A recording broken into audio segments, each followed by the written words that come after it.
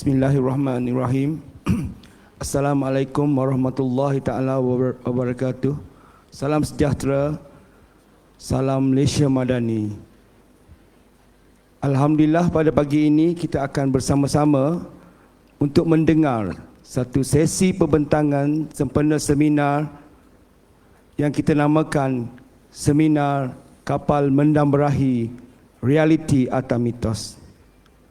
Tuan Yang Terutama, Tuan Sri Setia Dr. Haji Muhammad Ali Rustam yang di-Pertua Negeri Melaka, Yang Berhormat Datuk Haji Zaidi bin Atan, Timbalan Exco Pelancongan Seni dan Budaya Melaka, yang hadir mewakili Yang Amat Berhormat Datuk Sri Abdul Rauf bin Yusof, Ketua Menteri Melaka, Yang Berhormat Tuan Wee Hisim, Exco Kesihatan, Sumber Manusia dan Perpaduan Negeri Melaka, yang berbahagia Datuk Indra Norida binti Abdul Rahim, Ketua Setiausaha Kementerian Perpaduan Negara, yang berbahagia Datuk Kamarul Baharin bin Ekasim, Ketua Pengarah Jabatan Museum Malaysia, yang berbahagia Datuk Akramuddin bin Abdul Aziz, Pengerusi Lembaga Pengarah Perbadanan Museum Negeri Melaka, Perzim,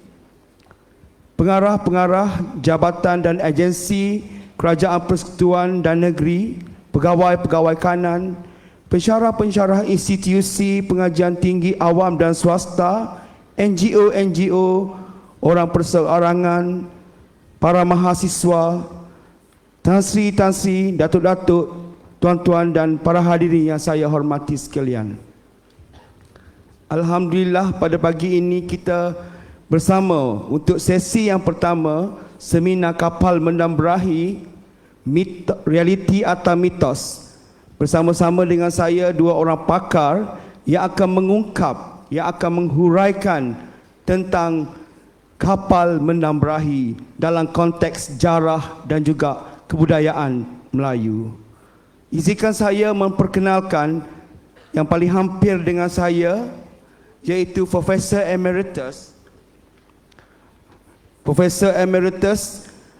Datuk Paduka Dr. Hashim Yusof, seorang Profesor Adjunct daripada Universiti Putra Malaysia, dan di hujung sebelah kanan saya iaitu Dr. Hasanuddin bin Muhammad Yusof, pengasas Maktab Penyelidikan Tamadun Alam Melayu dan Islam. Sebelum kita memulakan sesi, izinkan saya membaca sedikit biodata untuk kedua-dua orang pembentang pada pagi ini.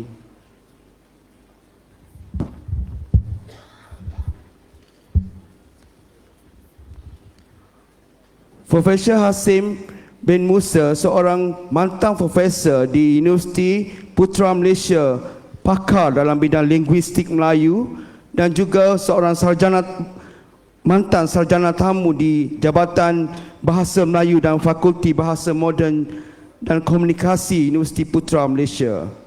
Beliau mengkhusus dalam bidang linguistik, semantik, falsafah, etika, peradaban Melayu, manuskrip dan epigrafi Melayu, dan pernah dianugerahkan oleh Malaysia Islamic Study Fulbright Scholar Program oleh Malaysian American Commission on Educational Exchange untuk penyelidikan dan syarahan di Department of Near Eastern University of California, Berkeley, dan Department of Religion at the Temple University, Pennsylvania, USA.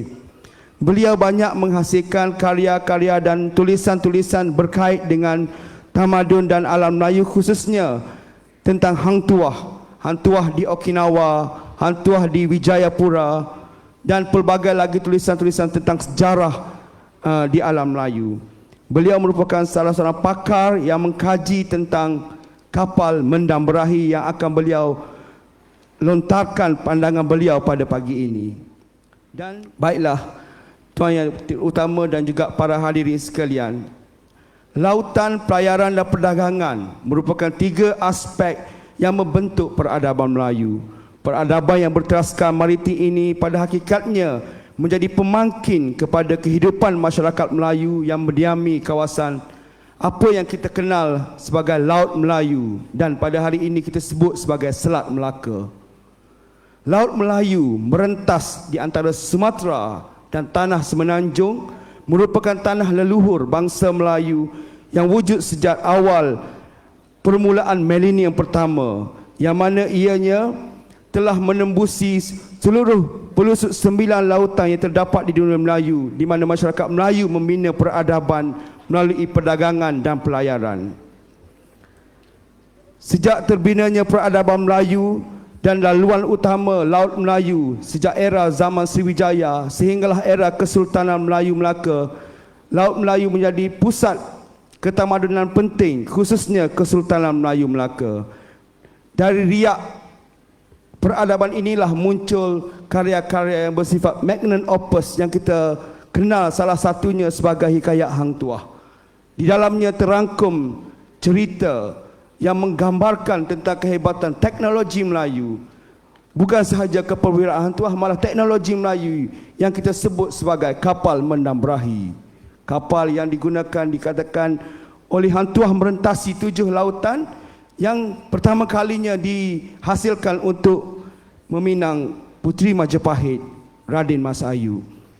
Baiklah ya, Tuan Yang Terutama dan hadirin sekalian, untuk pembentangan yang kedua bagi sesi yang pertama ini, izinkan saya mempersilakan Dr. Muhammad Hasanuddin bin Muhammad Yusof yang akan membentangkan tajuk kertas kerja beliau, iaitu Perbandingan Gali dan Jong Melayu, Penilaian terhadap Kapal Mendabrahi. Dipersilakan, Doktor.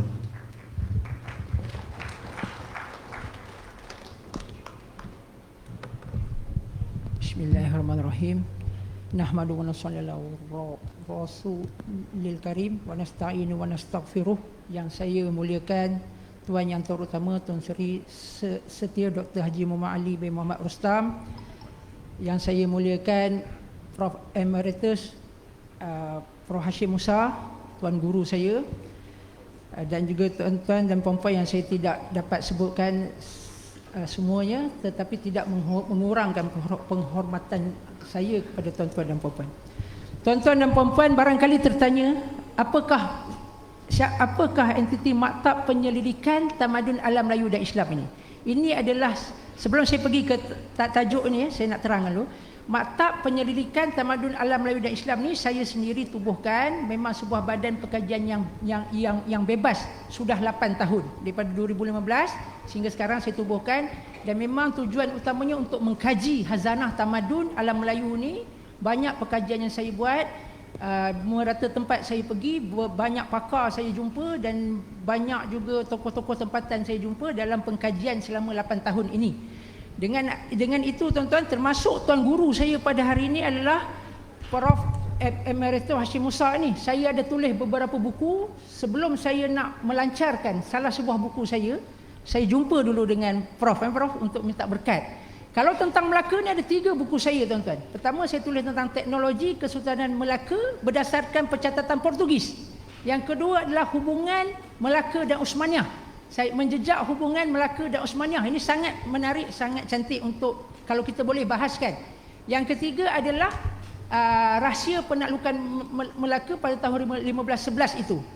Tuan-tuan dan puan-puan yang saya hormati, pada hari ini saya minta maaf dengan penuh hormat di depan tuan guru saya yang saya sangat hormati ini. Saya mungkin agak berbeza, agak hilaf dengan tuan guru saya. Walaupun hilaf tetapi tidak mengurangkan sedikit pun hormat saya dan sayang saya pada guru saya Prof. Hashim Musa.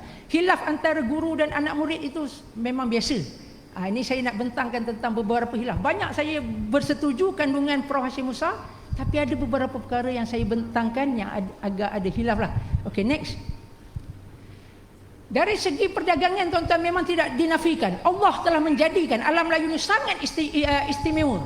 Dia terdiri daripada gugusan pulau-pulau yang bersambung dengan sebuah daratan yang besar. Tuan-tuan boleh tengok peta dunia, cuba mengkaji tempat mana di dunia yang gugusan pulau-pulau, kemudian ada semenanjung yang menyambung ke daratan besar, tidak jumpa melainkan alam Melayu ini. Di mana dengan sebab dijadikan pulau-pulau ini, dengan sebab itu adalah pemikiran orang Melayu sangat hebat. Ini saya nak membawakan, sangat hebat, sangat luar biasa dalam bidang pelayaran dan perkapalan terutamanya. Next. Tuan-tuan apabila Allah mentakdirkan alam Melayu ini terdiri daripada pulau-pulau, duduk di kawasan yang di tengah-tengah ini ada banjaran dan gunung, hutan yang tebal. Kita khatulistiwa, kawasan hujan banyak hutan tebal. Dengan sebab itu orang dulu kalau nak pergi sebuah tempat ke sebuah tempat, mereka selalunya sama ada ikut laut atau ikut sungai. Jalan air adalah pengangkutan yang utama sebab kita terdiri daripada gugusan pulau-pulau yang hutannya tebal. Sebab itu dulu kalau orang Perak nak ke Terengganu, sekarang mungkin ada highway dan sebagainya, kalau dulu mesti naik kapal. Memang mustahil kalau tak naik kapal. Kalau daripada Selat Melaka nak ke laut pesisiran laut Cina Selatan ni mesti naik kapal. Next. Sebab itulah tuan-tuan, dengan alam bumi ni, bentuk muka bumi ini, dengan itu orang Melayu pintar dengan pelayaran dan perkapalan, sehingga kan dikatakan 380 jenis perahu-perahu Melayu, semua yang ada dengan fungsi-fungsi yang tersendiri. Tuan-tuan antaranya kita adalah jenis jong, jenis lancang, jenis lancaran, jenis penjajab, sampan, biduk, balok, kelulus, jarul, kolik dan macam-macam. Dia semua ada fungsi-fungsinya. Contohnya jong. Jong biasanya digunakan untuk pelayaran jarak jauh dan juga untuk perdagangan. Kalau perang biasanya digunakan penjajab. Biasanya digunakan penjajab. Nanti kita dengar ni. Kalau nak melalui kawasan yang banyak, perairan yang banyak tumbuhan mengambang, selalunya mereka akan menggunakan perahu biduk. Sebab itu tuan-tuan, wujudnya peribahasa biduk lalu kiambang bertaut. Sebab apa biduk itu? Sebab kita tengok perahu biduk tu bawahnya ada dia tajam macam pisau. Dia agak tajam. Apabila dia melalui kawasan tumbuhan mengambang, inilah perahu yang paling baik sekali. Kemudian kita juga ada perahu kolek untuk tangkap ikan. Kita juga ada perahu jalur untuk lalu parit-parit kecil, anak-anak sungai. Ya. Next. Ini adalah jenis-jenis lah. Pinisi. Next. Saya nak tunjukkan kita. Ni perahu Bedar Sukma. Ini antara perahu besar orang Melayu, digunakan untuk perdagangan lah. Next. Ini adalah perahu Bugis, perahu Padewakang. Ini saya ambil daripada muzium bahari di Jakarta. Tadi perahu disebut muzium bahari, saya ambil di sini. Nanti saya akan simpulkan. Kita tengok bagaimana bentuk. Kita dapat khulasah ataupun kesimpulan bentuk perahu Melayu ni macam mana. Okey, next. Padewakang ini lancang kuning. Ini adalah kenderaan VVIP. Mungkinlah zaman sekarang Royal Royce lah. Kalau sultan-sultan nak berlayar, nak pergi jumpa dengan rakyat dan sebagainya, mereka cenderung menggunakan perahu lancang kuning. Kemudian next. Ini perahu leti-leti di Madura. Next. Ini jenis lah. Ini lancaran. Ini juga antara perahu yang sangat digemari, digunakan di alam Melayu. Banyak dalam naskah-naskah sejarah Melayu menceritakan tentang lancaran ini. Termasuk Portugis juga pernah menulis. Antaranya De Heredia telah melakarkan bentuk perahu lancaran. Dia sama dengan jong tetapi dia kecil dan memiliki layar yang besar macam jong. Dengan sebab itu dia perahu laju, dia cepat. Kita boleh katakan ini Ferrari alam Melayu. Sebab itu dinamakan sebagai lancar ataupun lancaran. Yang ini saya ambil bukan, tuan-tuan, saya ambil di mana? Bukan di Muzium Bahari tapi di Muzium di Melaka. Muzium Melaka ni. Mana Melaka telah buat model lancaran perahu Melayu. Cuma kalau cantik, kalau dibesarkan, sangat baguslah. Saya sangat menyokong usaha membina kapal Melayu yang benar-benar kapal Melayu lah, supaya kita dapat menaikkan kita punya hazanah ketamadunan, tuan-tuan. Sebab itulah saya hari ini mungkin saya ada beberapa poin yang saya akan berkhilaf dengan tuan guru saya, sebab saya tidak ada kepentingan apa-apa. Saya pekaji bebas, saya tidak ada kepentingan apa-apa. Kepentingan saya hanya hari ini, saya hanya berdasarkan ilmiah, perbahasan berdasarkan ilmiah. Next. Ini finish ya, tuan-tuan. Kapal pinisi atau finish. Okey, next. Ni saya Muzium Bahari ya. Okey, next. Ini kapal pinisi, tuan-tuan. Ini kapal Sulawesi. sama ada suku Bugis, suku Mandar, suku Makassar. Inilah kapalnya. Yang ada yang bentuk ni tuan-tuan, ni bukan kapal dari sinilah. Ni kapal Sulawesi, sama bentuknya. Ni Pinisi. Semasa saya di Sulawesi, saya telah mengkaji, jumpa tokoh-tokoh, baru saya dapat ilmu di sana. Kenapa bentuk layarnya macam ni? Pertamanya tuan-tuan, ini kapal baru. Bukanlah baru. Dia agak baru berbanding kapal Padewakang tadi. Padewakang tu kapal asal Sulawesi. Kemudian zaman Belanda barulah wujud kapal ini. Sebab asal kapal Melayu layarnya tidak berlapis, tidak bertingkat. Kemudiannya mereka buat layar bertingkat tapi mengekalkan bentuk alam Melayu, bentuk Sulawesi. Sebab apa bentuk macam itu? Itu adalah falsafah yang sangat menarik. Itu adalah lillah, lam ha. Kita berlayar semata-mata hanya kerana Allah. Lillah, tuan-tuan, lam ha, lillah. Ini saya dapat di sana semasa saya buat penyelidikan di Sulawesi. Ini dekat airport dia lah, di bandara dia. Dia paparkan, punya mereka bangga dengan Pinisi, sehingga kan di banyak tempat dipaparkan perahu Pinisi itu. Next. Dan ahli akademik sebut apa? Antaranya Rayleigh sebut bahawa pelayar-pelayar Melayu merupakan golongan yang mula-mula sekali berlayar di lautan luas. Maknanya mengajar orang bangsa-bangsa asing tentang meneroka laluan laut adalah orang Melayu. Sebab apa? Mereka duduk di kawasan laut. Yang mengajar dulu, kalau nak daripada Eropah, kalau nak ke China, mereka ikut jalan sutera. Apabila berkawan dengan orang Melayu, barulah orang-orang Eropah atau orang-orang Arab, mereka sudah tahu jalan laut. Daripada barat ke timur, boleh lalu Selat Melaka lah. Okey. Next.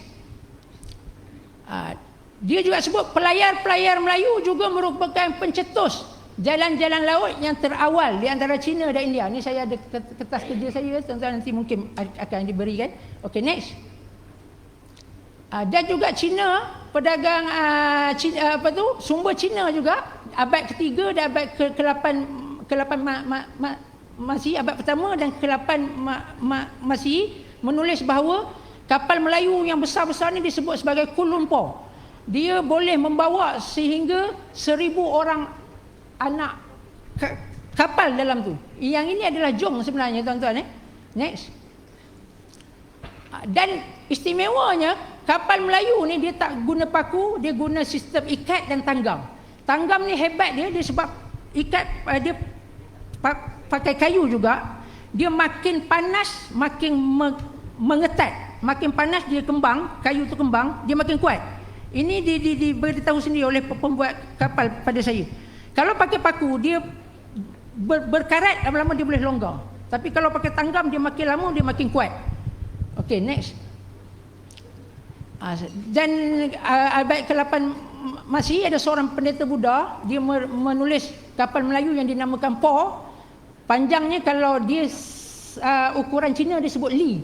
Tapi kalau kita nisbahkan ukur meter 60 lah, 60 meter boleh bawa 1,000 orang. Next. Ini pencatatan seorang pendeta Buddha abad ke-8 Masihi, memang sangat masyhur pencatatan ini. Okey, dia sebut kapal Melayu yang hebatnya dia buat sistem pintalan, ikatan dan juga sistem tanggam. Next. Ini tanggam lah. Ini saya ambil di Museum Borobudur di Magelang. Tidak jauh daripada Candi Borobudur tu ada Museum Borobudur. Dia tunjukkan bahawa teknologi kapal zaman dulu. Ini daripada sistem tanggam lah. Next. Ini teknik sambungan dengan tanggam. Ini cara orang-orang dulu, zaman kuno. Zaman kuno cara buat kapal ni macam ini. Next. Selain daripada tanggam, dia ada lagi teknik ikatan atau simpulan. Simpulan ni pun dia banyak jenis. Dia ada jenis-jenis sambungan dan simpulannya. Next. Ni antara jenis-jenis lah simpulan dan sambungan cara nak buat kapal-kapal kuno. Next. Ini saya buat ilustrasi lah kapal-kapal Melayu yang berlayar yang berlabuh di pelabuhan Kedah Tua, kapal-kapal kuno lama. Yang ini ni. Tengok ni ciri kapal-kapal Melayu. Saya suruh pelukis-lukiskan. Dia layar tidak bertingkat, layar cuma pakai selembar saja. Next. Teknologi pelayaran juga ya. Orang Melayu sangat hebat dalam teknologi pelayaran sehingga dia boleh kalau kita membaca antara kelebihan orang Melayu ni tuan-tuan, kalau dia berada di tengah laut, dia boleh tahu berapa jauh lagi ada pulau atau daratan. Antaranya dengan melihat kawanan burung, bentuk kawanan burung, boleh melihat daripada segi ombak, dan ada beberapa cara untuk tahu. Next. Dan kemahiran pelayaran ni bangsa-bangsa asing belajar daripada orang Melayu. Next. Next. Dan penguasaan kapal ni menyebabkan bangsa Arab yang terutama, sebab bangsa Arab yang awal berhubung selain daripada penyebaran Islam, mereka juga ada hubungan perdagangan sangat kuat dengan orang Melayu. Bangsa Arab belajar ilmu pelayaran dan perdagangan daripada orang Melayu. Maknanya tok guru orang Arab dalam dunia pelayaran dan perkapalan adalah orang Melayu, sebab orang Arab berhubung dengan orang Melayu dari perdagangan. Kemudiannya bangsa Eropah pula, terutama melalui Andalusia, mereka belajar ilmu pelayaran dan perdagangan daripada orang Arab. Maknanya tok guru orang Inggeris, tok guru orang Barat dalam bidang pelayaran dan perkapalan adalah orang Arab. Tok guru orang Arab pula adalah orang Melayu, bangsa Melayu. Sebab kita duduk di kawasan pulau-pulau, kita lebih fasih, lebih memahami, lebih menguasai ilmu-ilmu pelayaran dan perkapalan berbanding dengan orang Arab. Kalau ilmu menjelajah di padang pasir, orang Arab lah lebih pandai. Dia tahu mana jalan, mana ada selut dan sebagainya, ada jelus, pasir jelus dan sebagainya. Itu orang Melayu tak boleh lawan orang Arab. Adapun tentang pelayaran dan perkapalan, orang Arab memang tak boleh lawan orang Melayu. Sebab apa? Kita duduk di kawasan gugusan pulau-pulau. Next. Ini kapal Melayu pergi kepada kapal Arab. Saya buat ilustrasi lah. Arab memberi inspirasi kepada kapal di Eropah. Next. Perahu Melayu. Ini kita sebut daripada pencatatan sejarah dan penemuan arkeologi. Next. Jenis perahu Melayu yang paling awal sekali timbul dalam batu bersurat kedukan bukit. Batu bersurat kedukan bukit ni adalah batu bersurat Sriwijaya yang paling tua. Ditemukan di kedukan bukit di Palembang. Saya alhamdulillah sudah pergi dah tempat dia. Dan pada batu bersurat ini ada tertulis perkataan bahasa Melayu kunonya sampau.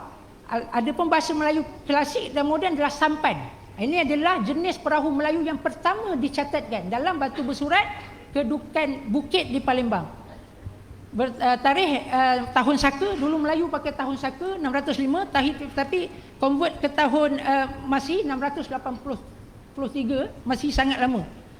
Next, zaman Khalifah Umayyah. Inilah batu bersurat kedukan bukit, ditulis dalam tulisan Palawa tapi bahasa Melayu kuno. Next. Kemudian yang penemuan yang hebat di Malaysia ni tuan-tuan, di Semenanjung ni adalah perahu kuno Sungai Pontian. Ini yang dalam pengetahuan saya, dalam pengkajian saya, kalau setakat inilah perahu kuno yang paling tua. Perahu kuno paling tua ditemukan adalah perahu Pontian, bukan Pontian Johor, Pontian Sungai Pontian di Pahang. Kalau tuan-tuan pergi Kuala Rompin, bawah sikit tu ada muara Sungai Pontian. Dulu event ni, pegawai Inggeris ni, IASN event, dia menyusur Sungai Pontian. Sebelum dia ada seorang namanya Abbott. Dia menyusur Sungai Rompin, jumpa perahu Ulu Rompin. Tapi ini lebih tua lagi. Next. Ni ada di Museum Pahang sekarang ni. Dia penemuannya tahun 1927. Next. Kemudian perahu kuno Pujur Harjo di Rembang. Yang ni saya pergi. Ini adalah perahu tua yang paling lengkap. Yang ditemui paling lengkap perahu ni. Kalau kita ukur daripada segi zaman Islam, zaman Sayyidina Osman, zaman pemerintahan Sayyidina Osman, zaman perahu ini. Next. Ini perahu kuno Pujul Harjo. Sekarang dia dah diletakkan di tempat yang elok lah. Ini saya pergi lama, tahun 2016 saya pergi. Next. Dan antara pencatatan awal tentang jong dalam pencatatan Arab, antaranya adalah pencatatan Ibnu Battuta. Walaupun sebelum-sebelum itu ada juga penulis Arab menuliskan tentang perahu Melayu, tapi yang kita boleh nisbahkan sebagai jong adalah pencatatan Ibnu Battuta. Ibnu Battuta tahun 1345 sampai ke Samudra Pasai di Aceh, jumpa dengan Sultan Samudra Pasai, Sultan Malik Az-Zahir As-Sani. Masa dia nak balik tu, Sultan Zahir beri dia sebuah jong. Maknanya jong ni memang perahu kebanggaan alam Melayu, sehingga kan Sultan beri hadiah yang terbaik kepada Ibnu Battuta. Next. Ini juga sebelum lagi. Next. Okey, dalam sebuah peta Atlas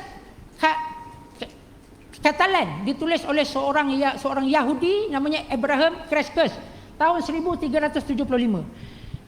Dia duduk di Aragon dekat dengan Andalusia. Masa ni Andalusia masih ada. Andalusia ada terjatuh 1480 zaman Sultan Bayazid kedua, Sultan Osmaniyah. 100 tahun, lebih kurang 100 tahun sebelum itu, 1375, seorang orang Yahudi telah menulis peta dunia lah. Next. Dalam peta tu dia telah melukiskan jong Melayu 1375. Ada dalam peta dia terangkan ini memang kapal Melayu ya. Ditulis dalam peta itu antara yang terawal, sumber terawal tentang jong. Next. Sekarang kita bagi perbandingan antara jong dan gali. Next. Jong dan gali tidak dinafikan adalah dua buah kapal yang pernah berlabuh ataupun berlayar di alam Melayu, sama ada di Selat Melaka, Selat Sunda, Selat Jawa dan sebagainya. Memang kedua-dua kapal ini telah berlayar. Cumanya next. Nanti kita pergi kepada jong Melayu. Dalam naskah, dalam penulisan, dalam sumber-sumber bertulis, memang yang dominasi perahu Melayu ni adalah jong. Seolah-olah ini adalah perahu yang paling dibanggakan oleh orang Melayu adalah jong. Sebagai contoh, dalam Undang-Undang Laut Melaka, tuan-tuan boleh buka Undang-Undang Laut Melaka, boleh perhatikan setiap fasal dalam Undang-Undang Laut Melaka. Dan dalam Undang-Undang Laut Melaka ni boleh dikatakan, undang-undang ni boleh dikatakan khas untuk jong. Dia tak sebut nama jenis yang lain. Dia sebut selain cuma disebut sampan ya. Saya telah mengira sendiri. Saya buka hukum Undang-Undang Laut Melaka, saya kira bahawa perahu jong dicatatkan sebanyak 114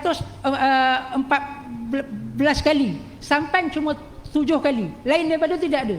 Tak ada jenis perahu lain. Dalam Undang-Undang Laut di Melaka, Undang-Undang Laut Melaka yang dipakai dalam pada zaman Kesultanan Melayu Melaka, hukum kanun Melaka pula dia sebut 3 jenis. Dia sebut jaung, baluk dan sampan. Dalam hukum kanun Melaka dia sebut 3 jenis. Jaung, baluk dan sampan. Tuan-tuan boleh tengok pada mukadimah hukum kanun Melaka dan juga pada fasal 23. Next. Kemudiannya antara yang terawal saya jumpa adalah daripada pencatatan seorang pelayar Itali yang namanya Ludovico de Wartema. Dia telah sampai ke Melaka sebelum kejatuhan Melaka pada zaman Sultan Mahmud. Sultan Mahmud, Ludovico de Wartema ni telah sampai. Dia sendiri sebut perkataan jong. Dalam pencatatan dia sampai Melaka, dia melihat bahawa adanya jong, kewujudan jong di Melaka dalam pencatatan De Wartema, seorang pelayar di Itali pada zaman Kesultanan Melayu Melaka. Next. Kemudian saya jumpa juga pada surat, ini adalah surat yang terawal, surat Melayu yang terawal ditemui setakat ini. Surat Sultan Ternate. Surat Sultan Ternate kepada Raja Portugal. Disebut bahawa dalam surat itu, maka jong Ternate. Maka jong Ternate. Dan Karawal. Karawal ni saya jenuh cari. Karawal ni apa sebenarnya? Saya kaji, saya semak tuan-tuan tahu apa. Karawal ini adalah kapal Portugis. Kalau mengikut pencatatan kapal Portugis ada 4 yang sampai ke alam Melayu. Ada 4 jenis. Yang pertama adalah Galleon. Yang kedua adalah Gale. Yang ketiga adalah Fusta. Yang keempat adalah Caravel, nama dia. Caravel ini adalah pelesetan dari Caravel itu, kapal Portugis. Dengan sebab itu Jong disebut Ternate. Tapi Karawal dia tak sebut Ternate. Maka disebut bahawa Jong Ternate dan Karawal Portugis berlayar ke Melaka musim Kasip Dayam. Ini adalah dalam surat Sultan Abu Hayat pada tahun 1521. Next. Ini surat dia tuan-tuan Ini surat dia. Surat antara yang terawal ada catatan tentang Jong. Next.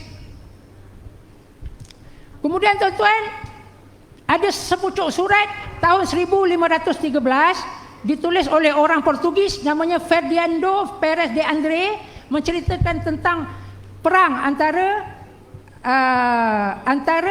tentera Jawa pimpinan Parti UNOS dan juga dengan Portugis.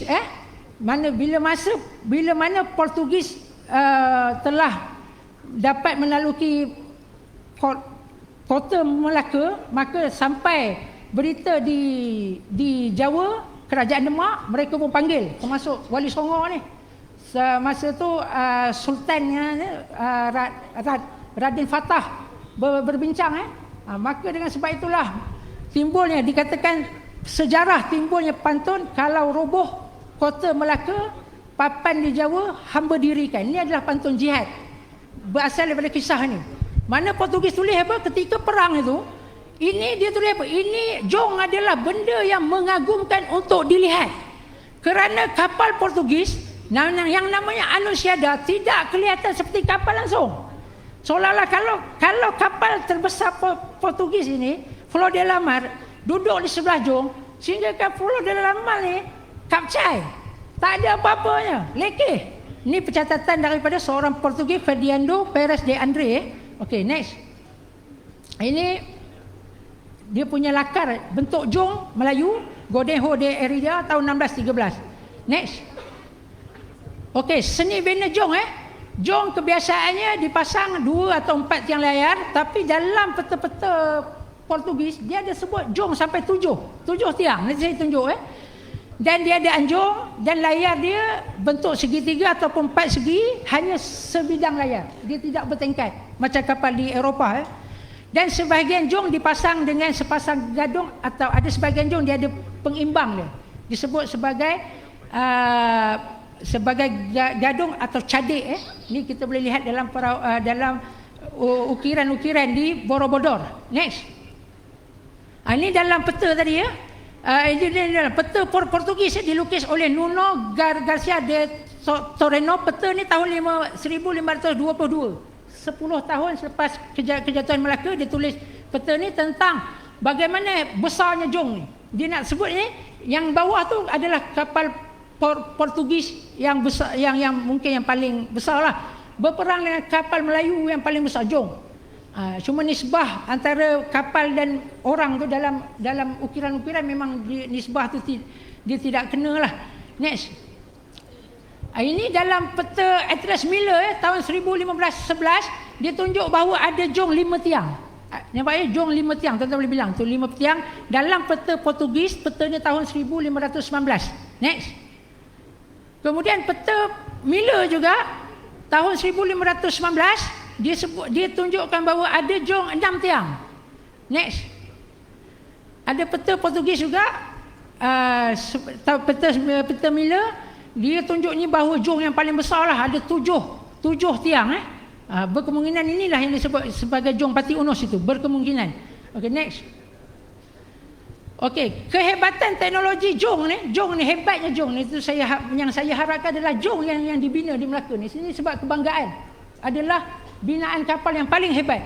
Kita boleh tengok pada Candi Borobudur. Saya telah kumpulkan, saya telah tangkap gambar. Saya pergi Borobudur, saya ingat 4 kali. Setiap kali 4 saya akan tengok gambar perahu-perahu yang ada di Borobudur. Next. Ini adalah saya ke Candi Borobudur. Ini adalah salah sebuah jenis jong. Memang betul yang saya sangat bersetuju dengan Prof Hashim Musa. Ini bukan Sriwijaya, bukan kerajaan Jawa, dia kerajaan Melayu. Wilayahnya daripada Jawa Tengah sehingga ke Chaya. Saya dah jejak sempadan Sriwijaya di Jawa Tengah, di mana berdasarkan kepada bukti batu bersurat Satro Merjo. Batu bersurat ini ditemui di Jawa Tengah dalam bahasa Melayu kuno. Kemudian saya ke Chaya.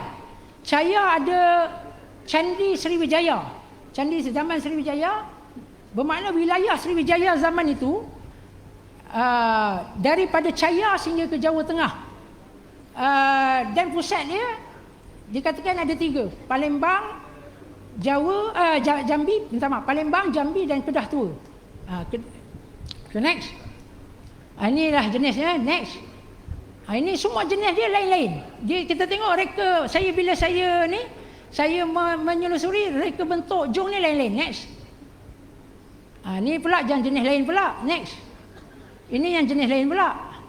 Next. Ada 7 Ni yang jenis lain. Next. Ni yang jenis lain. Next. Next.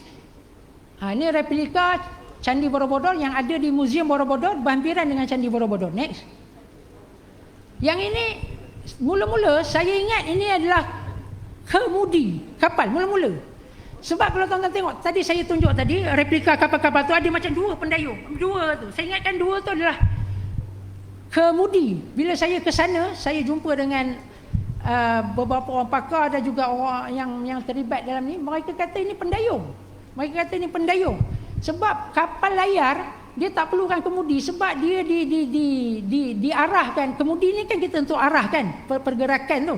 Tapi kalau dah ada layar, dia dah yang menggerakkan. Jadi dia tak perlu kemudi, dia cuma perlu pendayung. Bila dia nak menghampiri pelabuhan dan sebagainya perlu pendayung. Dan dikatakan ini pendayung Sriwijaya, dayung jong Sriwijaya. Sriwijaya kerajaan Melayu lah. Kalau saya fikir dayung dia besar ini, tuan-tuan bayangkan jong dia besar mana. Next.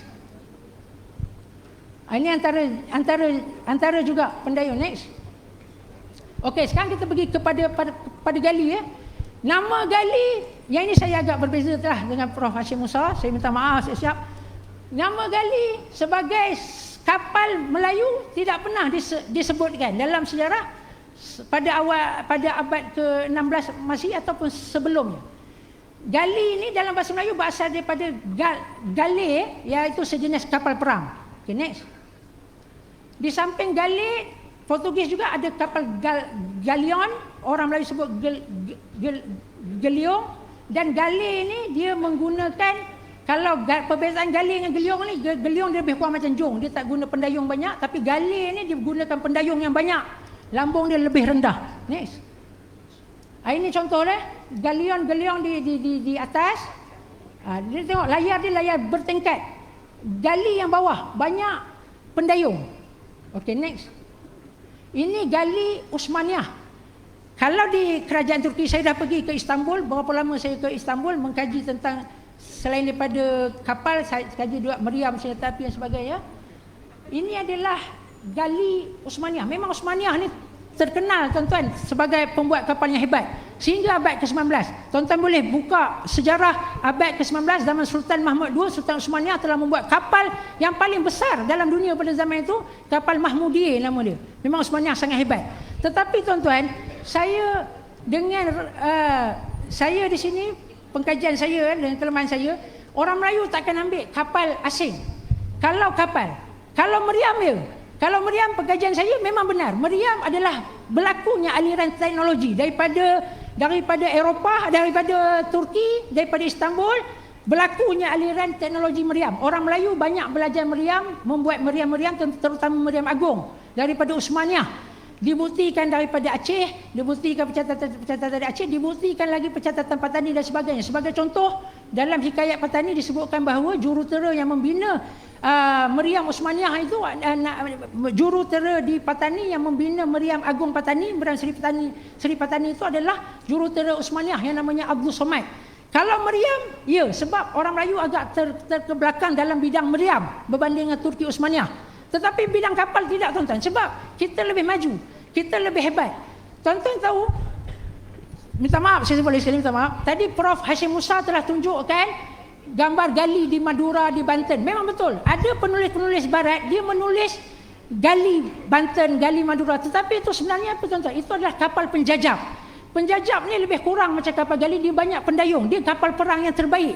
Dibuktikan dari pencatatan Portugis, tuan-tuan boleh membaca di luar ni, sini ada dijual dokumen Melaka, tentang Melaka Portugis 1509 hingga 1519, yang mana Portugis sebut bahawa antara kapal perang hebat Melayu ni adalah penjajah. Kalau Portugis sebut sebagai Panga Jawa dan kapal Melayu yang banyak dayung itu sebenarnya dia adalah jenis penjajah, memang hebat.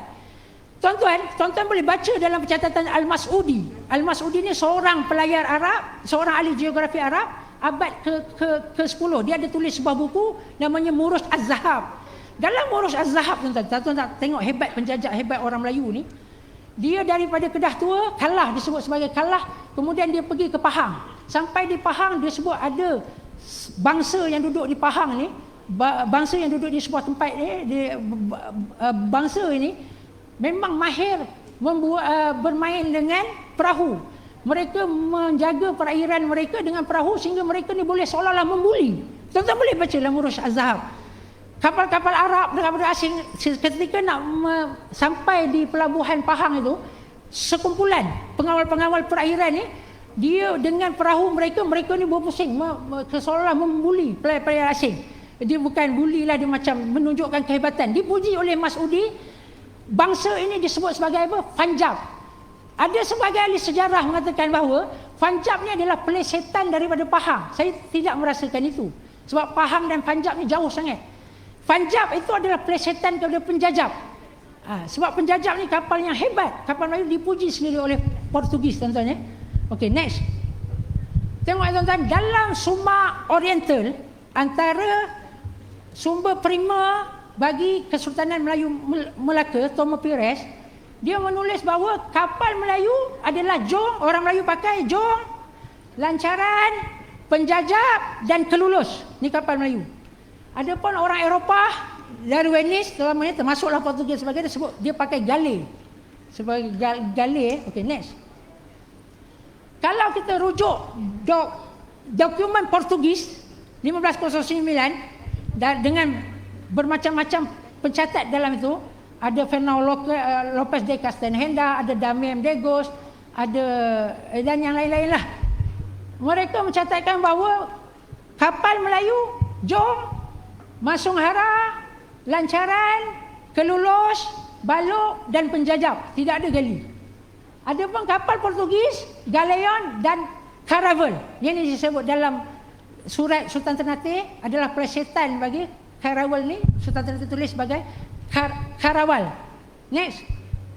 Dalam Sulalatus Salatin pula, Tun Sri Lanang menulis bahawa Tun Sri Lanang lebih lengkap lagi. Dia menulis bahawa kapal-kapal Melayu, saya senaraikan, saya baca tiap-tiap perenggan dalam Sulalatus Salatin itu, saya semak, saya keluarkan, saya kumpulkan apa kapal-kapal Melayu yang ditulis oleh Tun Sri Lanang. Kapal-kapal Melayu yang ditulis oleh Sri Lanang adalah jong, lancaran, selo, dendang, tongkang, ganting, kelulus, lidah, data, banting, ganting, banyak. Pemangkah, lelanang, terlambar, jongkong, sampan, jurung dan terlentam. Adapun Portugis, Tun Sri Lanang beritahu dia naik 4 jenis kapal, galias ni adalah galion lah, fusta dan jelia. Jelia ni adalah caravel lah. Okey, next. Ini memang betul perbandingan. Ini dicatat sendiri oleh Portugis. Dalam catatan Portugis, saya keluarkan, saya masukkan buku teknologi Kesultanan Melaka, saya masukkan fakta ni.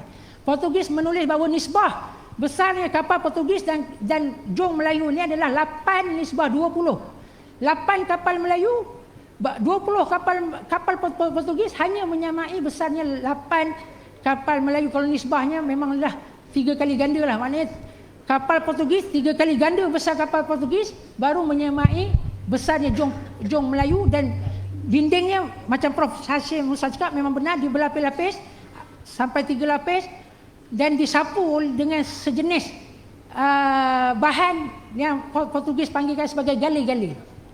Bahan itu yang menyebabkan dia lebih kuat. Mantap. Next. Penilaian terhadap kapal mendam berahi ya tuan-tuan ya. Saya tuan-tuan, saya sangat defend tentang kewujudan hang tuah. Banyak orang kata hang tuah mitos, saya pertahankan. Hang tuah wujud. Pertamanya hang tuah ni dia mutawatir. Saya pergi ke Patanis, 2 telaga hang tuah. Depan Masjid Kerisik ada telaga hang tuah. Di tapak cabang istana cabang 3 ada telaga hang tuah. Pergi ke Pulau Bintan tuan-tuan ada institut hang tuah. Saya pergi ke Riau, ke Pekanbaru, Jalan Hang Tuah dan sebagainya, ada sekolah nama Hang Tuah. Sama juga di Surabaya, saya jumpa sekolah Hang Tuah. Saya berjumpa institut pengajian tinggi Hang Tuah, termasuk Universitas Hang Tuah. Universiti Hang Tuah ada di Surabaya, tuan-tuan ya. Sebenarnya tahun 1948 para ulama tanah Melayu mereka telah berkumpul, termasuklah Burhanuddin Helmi dan sebagainya. Dalam mesyuarat itu mereka telah putuskan bahawa kita kena buat sebuah Universiti Melayu Islam yang dinamakan sebagai Universiti Hang Tuah. Malangnya hasil mesyuarat mereka ini tidak disambut. Akhirnya pihak Indonesia yang membina Museum Hang Tuah, Universiti Hang Tuah. Bayangkan tuan-tuan, kalau Indonesia buat Universiti Hang Tuah, dia berani menamakan sebuah tokoh dengan institusi pengajian yang paling tinggi. Mustahil dia mitos. Dan nama Hang Tuah jelas dalam Tun Sri Lanang ada tulis. Yang mana Sulalatus Salatin pada saya adalah sumber prima.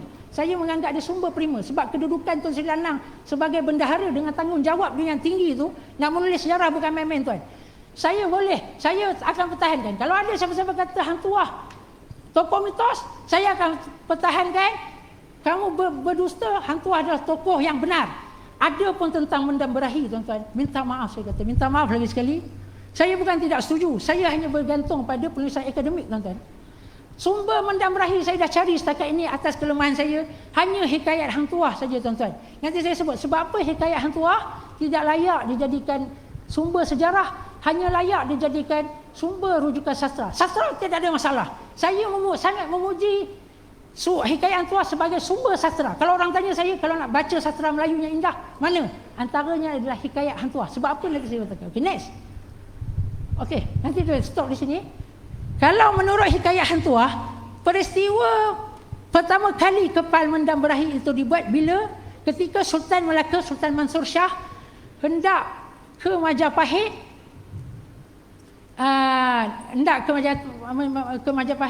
kerana dia nak meminang seorang puteri Majapahit. Sebab itu namanya mendam berahi, kerana keinginan itu dipendam sudah lama. Okay, next. Dan dalam hikayat Hang Tuah kata kapal ini bentuk gali. Ayat ini saya rasa lebih bermasalah. Dia merasakan bentuk gali ya. Okey tuan-tuan ya. Dan hikayat Hang Tuah beritahu bahawa sebelum berlaku peristiwa tu orang Melayu dah bertempur dengan orang Portugis. Yang mana orang Portugis pakai kapal jenis gali. Sebelum berlaku peristiwa Sultan Mansur nak ke Jawa tu, berlaku pertempuran. Tuan-tuan boleh baca hikayat Hang Tuah. Sebelum peristiwa tu, berlaku pertempuran antara orang Melayu dan orang Portugis. Pembesar Melayu dan Portugis di Laut India, tidak silap saya, yang mereka mengatakan bahawa orang Portugis itu pakai kapal jenis gali. Next. Okey. Terdapat perbezaan tuan-tuan ya antara hikayat Hang Tuah dan Sulalatus Salatin tentang jenis kapal yang dipakai oleh Sultan Mansur Shah ke Majapahit itu. Dua-dua kisah ni ada dalam Sulalatus Salatin pun ada, dalam hikayat Hang Tuah pun ada. Adapun Sulalatus Salatin bagi tahu kapal yang dinaiki oleh Sultan Mansur Shah ke Jawa itu untuk bertemu dengan Raja Majapahit bukan jenis gali tapi jenis lancaran bertiang 3. Ini memang selaras dengan pencatatan yang lain-lain Portugis dan sebagainya bahawa lancaran memang kapal Melayu. Tetapi hikayat Hang Tuah bagi tahu daripada jenis gali. Next. Kelemahan hikayat Hang Tuah ni ada 3 tuan-tuan, yang mana dia tak boleh jadi rujukan sejarah pada saya. Yang pertama, penulis dia tidak diketahui. Tuan-tuan sebut siapa nama penulis? Tak diketahui. Tuan-tuan, saya nak buat buku menjejak hubungan Melaka dan Osmaniyah itu, walaupun yang paling jelas adalah hubungan Melaka dan Osmaniah dalam hikayat Hang Tuah. Tapi saya tak jadikan itu sebagai yang utama. Itu sebagai sokongan, bolehlah. Yang paling utama adalah percatatan Portugis, di mana Portugis mencatatkan bahawa ketika tentera Melaka berperang dengan Portugis, ada tentera Osmaniah dalam tentera Melaka. Ada tentera Osmaniah yang lengkap berbaju besi berperang bersama orang Melaka dengan Portugis. Saya bawa fakta itu disambung dengan saya jumpa di Istanbul. Seorang penulis di Istanbul menulis bahawa Sultan Muhammad Al-Fatih telah mengadakan hubungan perdagangan dengan Sultan Mansur Shah di Melaka. Malah lebih jauh daripada itu, ada dua penulis Turki menulis tentang ini.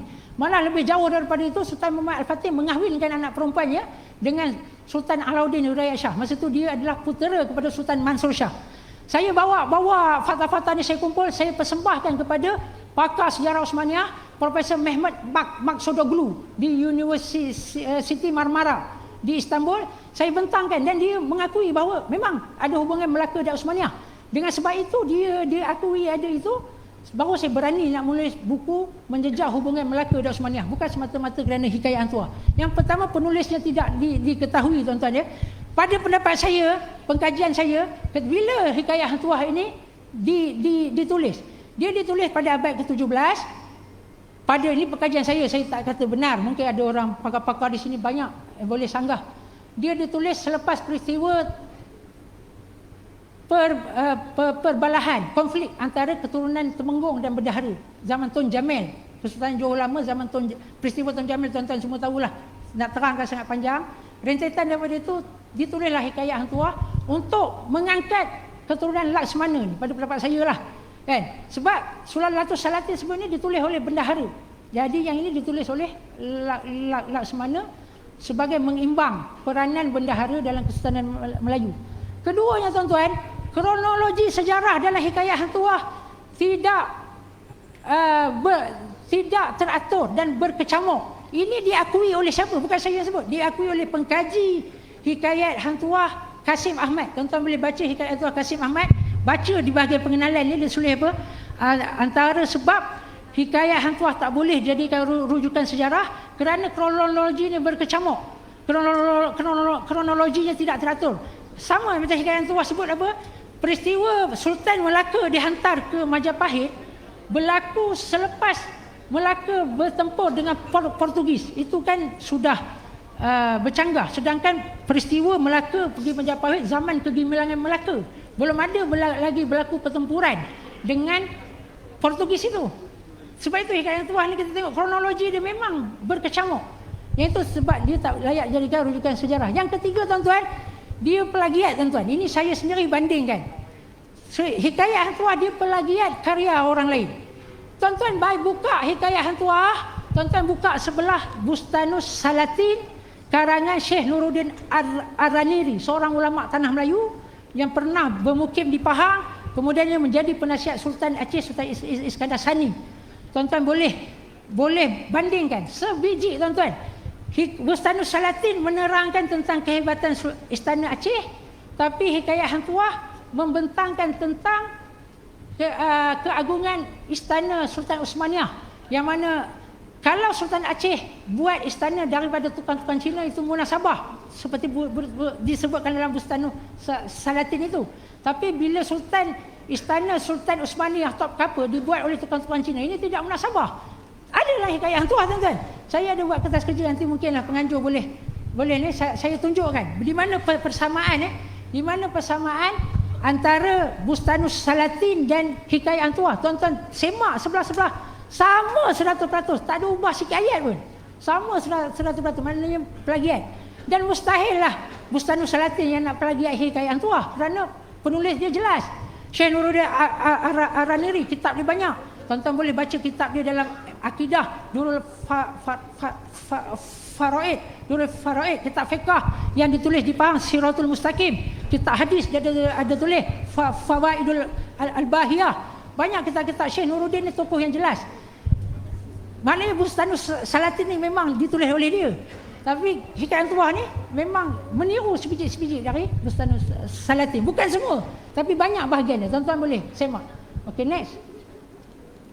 Okey, sebab itu tuan-tuan setakat ini berdasarkan apa yang saya kata, saya sangat sokong. Kalau seperti mana saya sebut sebelum ni, kalau kerajaan Melaka nak buat kapal, saya sangat sokong, saya sangat gembira tuan-tuan. Saya pengkaji bebas. Saya tak ada siapa-siapa di belakang saya. Saya ambil semangat daripada Ustaz Wan Muhammad Sori. Saya tak ada kepentingan apa. Jadi saya memang bercakap berasaskan ilmiah. Saya sangat sokong. Kalau nak buat kapal, saya antara orang paling gembira sebab nak mengangkat khazanah Melayu. Pada saya, kalau nak ambil nama benda berahi, boleh ambil jenis jong ataupun lancaran lah, ataupun gali. Pada saya bukan kapal Melayu, dan orang Melayu sebab dia terlampau maju advance dalam kapal, dia tak ambil kapal orang lain. Dia akan pakai kapal-kapal dia sendiri. Terbukti daripada pencatatan bahawa Tun Sri Lanang sendiri menulis, Tun Sri Lanang tu sudah abad ke-17 itu, dia sendiri menulis bahawa kapal-kapal orang Melayu adalah jenis-jenis itu, Bangsung Hara, Jong dan sebagainya, tetapi tidak gali. Setakat itulah tuan-tuan, lagi sekali saya mohon maaf di atas kesalahan saya. Apa-apa yang baik daripada Allah, yang buruk daripada kelemahan saya. Wabillahi taufiq wal hidayah. Wassalamualaikum warahmatullahi wabarakatuh. Saya serahkan kepada moderator. Terima kasih diucapkan kepada Dr. Hasanuddin Muhammad Yusof di atas perbentangan beliau tadi. Sangat menarik pengujahan yang diutarakan tentang kapal Melayu yang memiliki pelbagai nama, dan yang paling terkenal ialah Jong yang disebut antara paling besar, dan sumber-sumber tentang daripada arkeologi yang menyebut seawal abad ke-7 Masihi di mana Sriwijaya telah memiliki pasukan kapal sendiri yang dipanggil sampan, sebab tu ekspedisi Dapun Tahiang, doktor dan waktu zaman era Melaka, kebanyakan kapal-kapal dikenal dengan nama Jong katanya, dan ada sedikit kontradiksi di antara sumber sejarah Melayu dan juga hikayat Hang Tuah. Baiklah, Tuan Yang Utama, Tun dan sidang hadirin sekalian, saya sebagai moderator ingin membuka majlis ini kepada ruang hadirin untuk bertanya soalan. Sila nyatakan nama dan juga agensi tuan-tuan dan puan-puan dan soalan yang ingin ditanyakan kepada panel, kedua-dua panel kita di hadapan ini. Saya dengan hormatnya mempersilakan.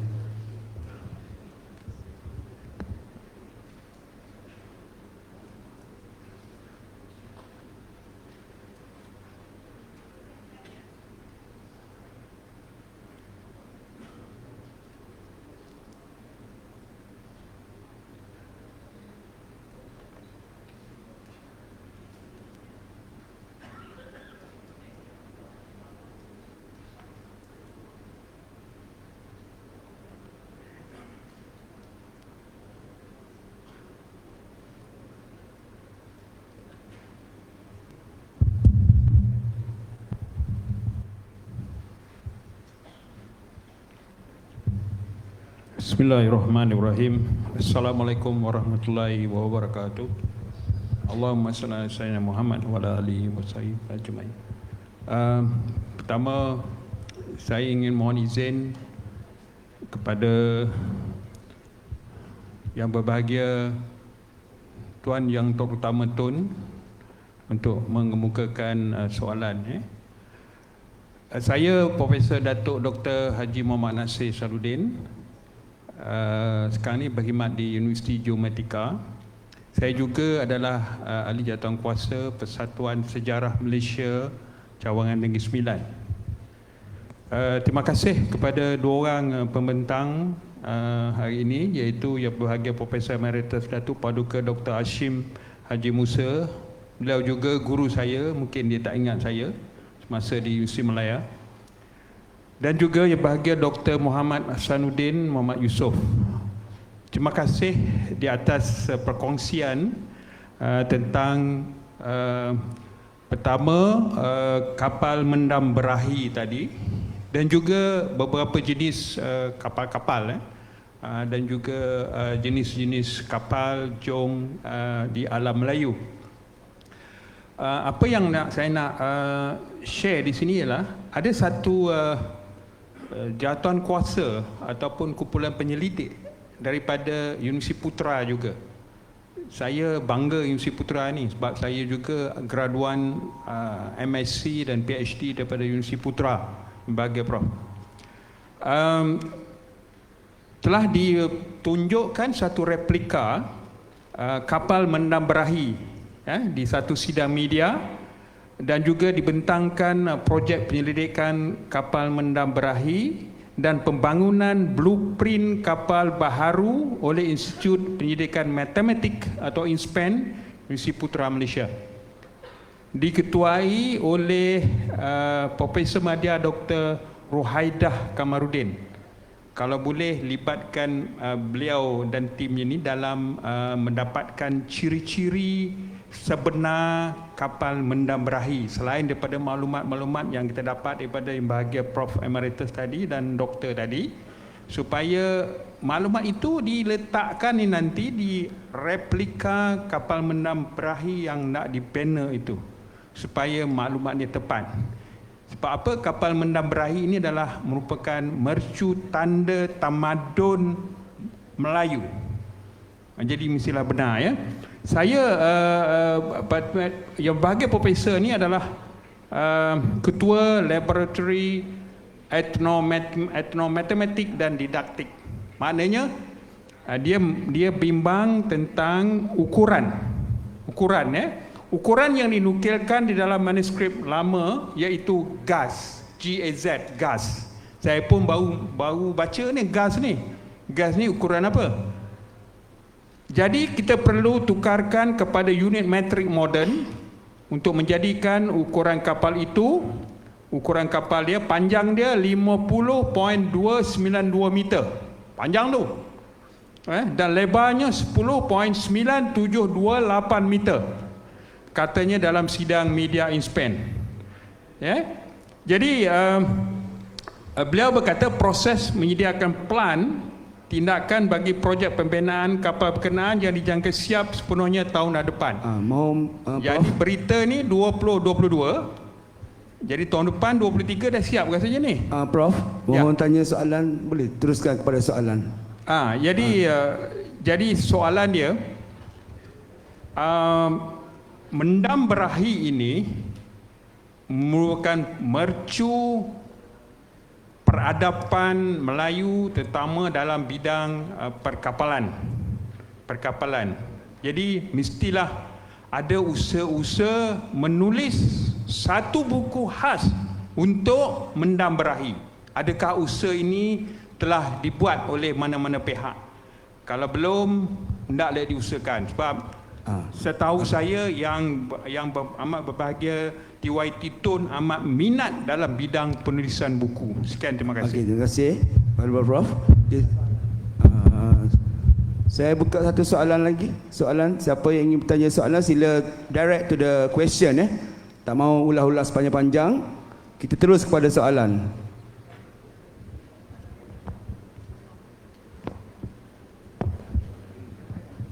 Assalamualaikum. Saya lah Rohaidah Kamarudin tu. Saya bukan nak cakap apa-apa, cuma saya nak beritahu je. Masa saya buat kajian Hang Tuah ni, Prof Hashim suruh buat kapal mendam berahi. Oh, saya tak nak Prof, saya tak pandai berenang, nanti saya tenggelam, saya cakap. Lepas tu bila start research melibatkan ramai pihak, Prof Saleh Yapar daripada USM hubungi saya. Dia kata Rohaidah, ada pelajar dia dari India, pelajar India dia buat kajian tentang kedatangan Hang Tuah di India. Ada satu filem dokumentari berdasarkan penulisnya ialah The First Perdana Menteri of India. Filem tu bertajuk, is a documentary lah, Bharat Ek Coach. Dan ada satu pensyarah daripada Jerman, dia menerima duit yang banyak daripada I don't know lah, it's about history punya grant ni, dan dia buat kajian itu di Vijayanagara. Jadi student Prof Saleh Yapar hubungi producer yang buat filem itu. Producer tu mula-mula tak nak budak tu cerita, dia tak nak layan lah saya doktor.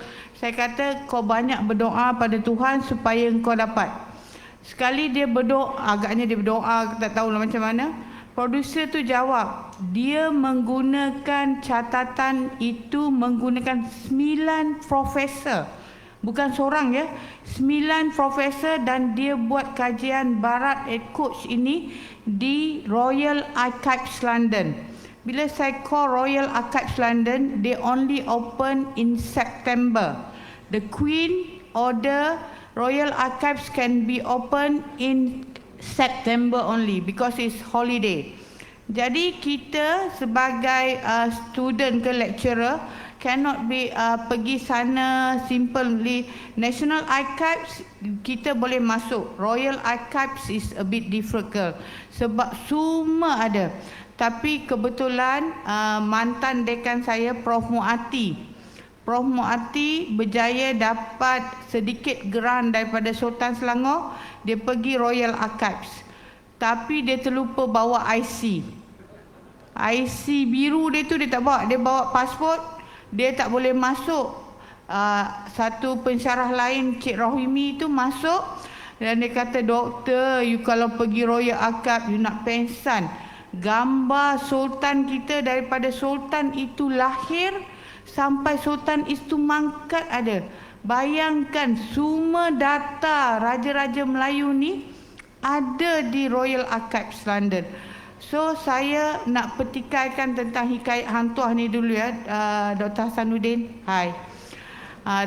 Masa Prof Hasim buat kajian hantuah ni, ya Allah, saya kata Prof ni daripada kulit ke kulit dia hafal hikayat hantuah. So the only tahun yang ada ialah semasa hantuah di Jeddah 1482. So what I did, I search, pergi library of Jeddah itu kat Mekah tu ada tak catatan kedatangan pahlawan Melayu ni. Sebab apa dia kata Syekh Ahmad yang jaga jadi apa macam kalau kan kita kalau raja-raja datang ke Mekah kan ada orang yang akan bawa masuk dalam Kaabah. Jadi saya tengok ada satu profesor from US. Saya tak ingat lagi profesor nampak. Ada nama dia dalam buku Wijaya Negara saya letakkan. Boleh tengok research dia kat mana. Jadi profesor tu kata pada 1480 nama pentadbir yang jaga kota Mekah dan kunci Kaabah ialah Syekh Ahmad. Dan bila saya, oh Allahu Akbar. Prof, boleh tanya soalan terus tak, Prof? Tak, soalan saya, saya nak tanya Dr. Hasan. Betul ke tu? Dr. Hasan tengok tak hikayat hantuah tu? Dia tidak tipu. Sebab apa? Bayangkan hikayat hantuah dekat Royal Archives dipelajari oleh 9 lecturer professors daripada India untuk buat satu filem. Kita baru berapa orang aja, dan kita masa saya buat kajian di Jepun, Profesor Ikuta tu buat pasal Rukyu 40 tahun dia menghasilkan satu set, dan UPM adalah penerima satu-satunya universiti di dunia menerima kajian Rukyu itu. Ada kat penerbit UPM, boleh baca ya. Hubungan antara kerajaan Melaka dengan Okinawa ni. Jadi kita tak boleh kata hikayat tu menipu. Bak kata Prof Mik Six, it's up to the writers. Penulis itu nak tulis apa suka hati dia lah, buku dia. Kita tak boleh kata dia plagiat sebab tak ada kesahihan. Ini boleh tanya Prof Mik Six dekat National University Singapore. Okey, Dr. Hasan, maaf ya. Saya bukan nak kata hikayat hantuah tu plagiat tak. Sebab ada bukti dia bukan plagiat. Dan tarikh-tarikh itu ada orang luar negara yang kaji, bukan kita. Okay, terima kasih. Okey, Doktor. Ada ulasan? Assalamualaikum warahmatullahi wabarakatuh. Saya nak komen sikit lah ya. Yang Tuan terutama. Jadi hang tuah itu hikayat hang tuah itu hasil daripada salinan-salinan daripada asal sampai ke sekarang ini berapa banyak salinan. Dan kata Muhammad Haji Saleh, dia kata Hakikat Tuhan itu asalnya lah cerita lisan yang yang dituturkan di Melaka. Zaman Melaka. Ada satu manuskrip yang ditulis Tom Kola dalam tulisan Jawi. Memang dia punya permulaannya daripada zaman Sultan Mansur itu, iaitu permulaan Hang Tuah, sampailah dia punya tamaknya bila Portugis datang dia meninggal dunia. Kata Tom Kola ni saudara kepada Hang Tuah ataupun sepupu gitulah. Jadi maknanya asalnya Hang Tuah itulah dari bentuk lisan, iaitu penceritaan seorang ke seorang. Kemudian ditulis oleh Tom Kola, dan ada satu manuskrip yang disimpan di Perdana Negara dalam bentuk manuskrip asal itu, dan dia punya penghujungnya apabila Portugis datang meninggal. Jadi maknanya bukti bahawa yang menulis itulah zaman zaman waktu Melaka tadilah. Jadi balik pada itu. Jadi yang oleh sebab yang sekarang ada ni 1700 ni, berapa banyak salinan yang telah dibuat oleh penyalin-penyalin. Jadi dalam kita punya tradisi sastra Melayu lama ni, bila seorang penyalin buat, dia akan tambah dia punya pendapat sendiri, tambah ya, untuk menyesuaikan dengan raja yang ada pada masa itu dan sebagainya. Oleh sebab itu kita inilah satu tradisi dalam pencatatan atau penceritaan dalam sastra Melayu lama, iaitu ada penyalinan, dan tukang salin itu akan tambah ikut dia punya suasana pada masa itu untuk memberi hormat kepada sultan pada masa itu. Jadi kita tak boleh kata dia plagiarism lah. Itu sebagai satu tradisi penyalinan pada masa itu. Dan ikat itu berapa banyak dia punya versi-versi yang tertentu. Tapi yang saya pegang ialah versi Tom Kola. Ada di Pertukaran Negara Malaysia. Gitu. Jadi itulah dia jawapan saya lah. Okay. Dr. Hasanuddin, ada sedikit ulasan? Bismillahirrahmanirrahim. Saya lagi sekali Prof. Rahidah ni baik dengan saya, sangat rapat. Beberapa kali ke pejabat saya, ke rumah saya pun pernah. Jadi perbezaan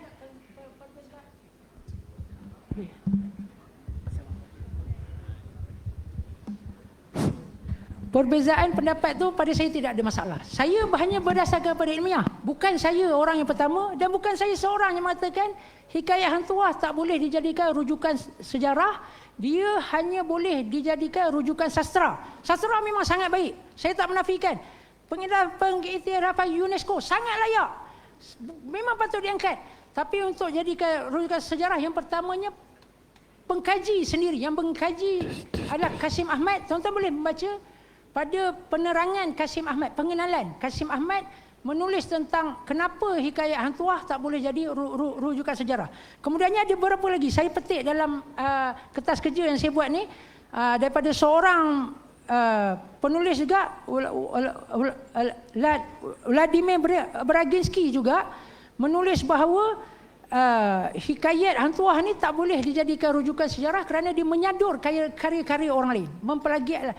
Saya tak kata bohong, bohong ni bahasa yang keras sangatlah. Tetapi tuan-tuan, kita tak boleh menafikan, ini fakta. Bila buka tuan-tuan, saya ada Bustanus Salatin, saya ada, sama ada Siti Hawa Saleh ataupun Dr. Jelani Harun, tuan-tuan boleh beli, ada. Buka hikayat Hang Tuah sebelah-belah tuan-tuan, dia bukan saja kalau sama fakta, tak apa, tak ada masalah. Sama ayat per kata-kata. Setiap ayat tu sama 100% disalin tuan-tuan. Pada saya kalau karya yang disalin begini, memang pada saya bermasalah lah untuk jadikan rujukan akademik. Saya mengikut pendapat-pendapat yang mengatakan dia tak layak jadi rujukan sejarah, hanya layak jadi rujukan sastra. Adapun Sulalatus Salatin memang kita anggap dia sumber prima. Pertama, penulisnya jelas, Tun Sri Lanang, tahunnya jelas, dan kronologi dia sangat teratur. Kalau kita baca Sulalatus Salatin tuan-tuan, kronologi dia teratur. Zaman ke zaman sehingga ke Sultan Mahmud. Adapun kalau hikayat Hang Tuah ni, kronologi dia agak berkecamuk tuan-tuan. Tapi yang itu pun masih boleh lagi dibicarakan. Tetapi apabila sama 100% persis dengan karya lain, yang saya maksudkan adalah Bustanus Salatin karangan Syekh Nuruddin Raniri, Dengan sebab itu tuan-tuan, mustahil ada dua orang yang berbeza menulis perkataannya sama 100%. Saya rasa mustahil. Mesti ada salah seorang meniru. Takkanlah Syekh Nuruddin yang saya sebut tadi, dia menulis kitab-kitab yang hebat, kitab-kitab tauhid yang mempertahankan akidah ahli sunnah wal jamaah di alam Melayu ni, yang menulis kitab Siratul Mustaqim di Pahang, kitab fiqah, menulis kitab tauhid, kitab Durul Faraid itu, juga menulis kitab hadis yang mengajarkan hadis-hadis pada orang Melayu. Kemudian dia menulis kitab sejarah Bustanus Salatin itu tuan-tuan.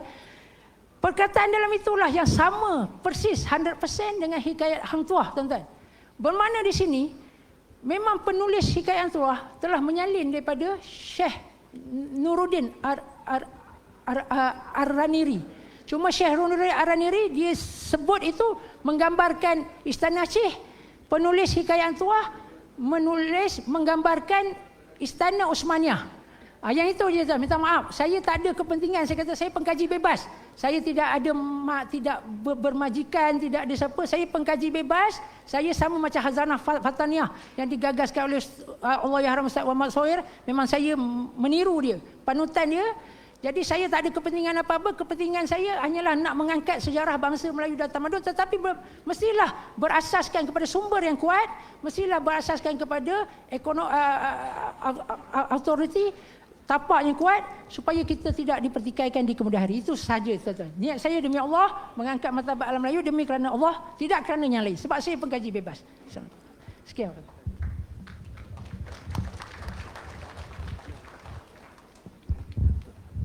Okey, terima kasih kepada Dr. Hasanuddin. Jadi, apa yang boleh kita simpulkan daripada dua-dua perbentangan ini, bahawa kewujudan kapal Melayu memang tidak kita pertikaikan. Sebab sumber sejarah awal start daripada abad ketiga, daripada sumber Cina, daripada sumber arkeologi, membuktikan bahawa memang wujud kapal di alam Melayu. Cuma dari segi sumber berkait dengan apa yang kita namakan sebagai menam berahi, mungkin memerlukan kajian yang agak terperinci. Satu cross reference yang perlu mungkin dilakukan, terutamanya di antara sastra, sejarah dan juga golongan arkeologi, yang mana akan memberi satu titik temu yang mengabsahkan kewujudan kapal menam berahi. Tuan Yang Pertama Tun dan sidang hadirin sekalian, saya dengan rendah hati ingin memohon ampun dan maaf sekiranya sepanjang saya mengendalikan pembentangan pada hari ini berlaku salah dan silap, dan saya mewakili kedua-dua panel pembentang ingin mengucapkan banyak terima kasih kerana memberi peluang untuk kami berada di sini pada hari ini. Dengan ini saya sudahi dengan wabillahi taufik wal hidayah. Assalamualaikum warahmatullahi taala wabarakatuh. Assalamualaikum.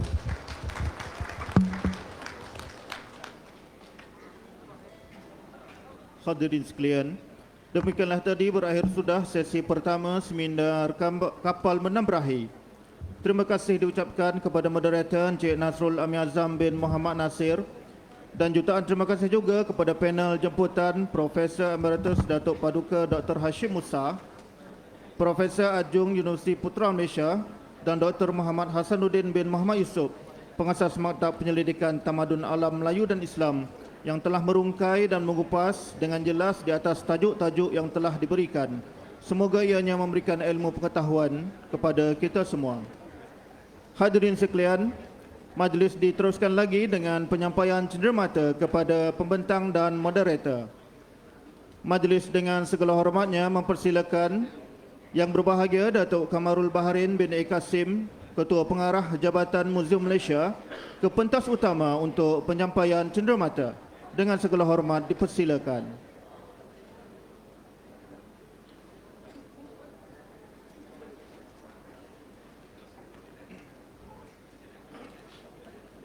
Majlis menjemput panel pembentang Profesor Emeritus Datuk Paduka Dr. Hashim Musa untuk menerima cenderamata.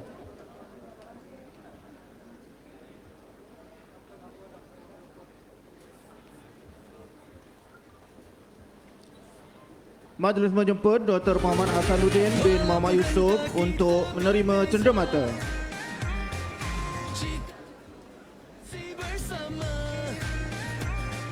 Satu matlamat dominan Majlis menjemput Encik Nasrul Ami Azam bin Muhammad Nasir, moderator sesi pertama untuk menerima cenderamata. Majlis merakamkan setinggi-tinggi penghargaan dan terima kasih kepada yang berbahagia Datuk Kamarul Baharin bin A. Kasim, Ketua Pengarah Jabatan Muzium Malaysia di atas kesudian menyampaikan cenderamata sebentar tadi. Hadirin sekalian, dengan berakhirnya sesi penyampaian cenderamata sebentar tadi, maka seminar kapal Menam Berahi ditangguhkan seketika. Majlis merakamkan ucapan terima kasih.